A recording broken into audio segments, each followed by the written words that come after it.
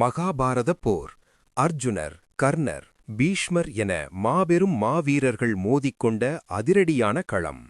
பிரம்மாஸ்திரம், பாசுபதாஸ்திரம் என உலகையே அழிக்கக்கூடிய பல ஆயுதங்கள் அங்கே சீறிப் பாய்ந்தன. ஆனால் இந்த மாவீரர்களையெல்லாம் தாண்டி சாக்ஷாத் அந்த பகவான் கிருஷ்ணரையே ஆயுதங்களை கீழே போட வைத்து மண்டியிட்டு தலைவணங்கச் செய்த ஒரு அஸ்திரம் இருக்கிறது என்றால் உங்களால் நம்ப முடிகிறதா? அது எந்த அஸ்திரம்? எதற்காக கிருஷ்ணர் அதனிடம் மண்டியிட்டார்?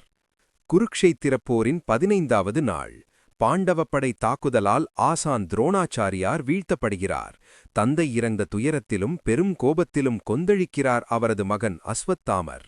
பாண்டவப்படையை முற்றிலுமாக அழித்து சாம்பலாக்க வேண்டும் என்ற வெறியில் அவர் பிரயோகித்த அந்த பிரம்மாண்டமான ஆயுதம்தான் நாராயணாஸ்திரம். இந்த நாராயணாஸ்திரத்தின் தனித்துவம் என்ன தெரியுமா? இது சாதாரண ஆயுதமல்ல. இதனிடம் நீங்கள் எவ்வளவு பலமாக எதிர்த்து போராடுகிறீர்களோ அவ்வளவுக்கவ்வளவு இதன் சக்தி பல மடங்கு அதிகரிக்கும். வானமே நெருப்பால் மூடப்பட்டது போல கோடிக்கணக்கான அம்புகளும் நெருப்பு பந்துகளும் அந்த அஸ்திரத்திலிருந்து மழையாக பொழிந்தன. பாண்டவ படைகள் அஞ்சி நடுங்கின. தங்களின் உயிரை காப்பாற்றிக் கொள்ள அர்ஜுனரும் பீமரும் மாபெரும் ஆயுதங்களை கையில் எடுத்தனர். அப்போதுதான் பகவான் கிருஷ்ணர் ஒரு அதிரடியான உத்தரவை பிறப்பிக்கிறார். யாரும் இந்த அஸ்திரத்தை எதிர்க்க வேண்டாம். உங்கள் கைகளிலிருக்கும் ஆயுதங்களை உடனே கீழே போடுங்கள். தேர்களிலிருந்து கீழே இறங்கி இந்த அஸ்திரத்திற்கு முழுமையாக சரணடைந்து தலைவணங்குங்கள். இதுதான் நாம் தப்பிப்பதற்கான ஒரே வழி என்றார். ஆம், நாராயணாஸ்திரம் என்பது சாக்ஷாத் ஸ்ரீமன் நாராயணனின் அம்சமாகும். அகங்காரத்தை விட்டு யார் முழுமையாக சரணடைகிறார்களோ அவர்களை அது ஒன்றும் செய்யாது. இதை புரிந்து கொண்ட பாண்டவர்கள் அனைவரும் ஆயுதங்களை வீசிவிட்டு மண்டியிட்டனர்.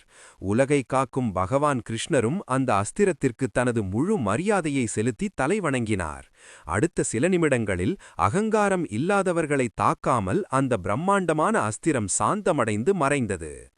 அகங்காரத்தை விட்டொழித்தால் மட்டுமே இறைவனின் அருளை பெற முடியும் என்பதை உணர்த்தவே பகவான் கிருஷ்ணர் இந்த திருவிளையாடலை செய்தார். ஆனால் நாராயணாஸ்திரம் தோல்வியடைந்த பிறகு பெரும் கோபம் கொண்ட அஸ்வத்தாமர் உலகையே நொடியில் அழிக்கக்கூடிய பிரம்மசிரசு என்ற கொடிய பேரழிவு அஸ்திரத்தை கையிலெடுத்தார்.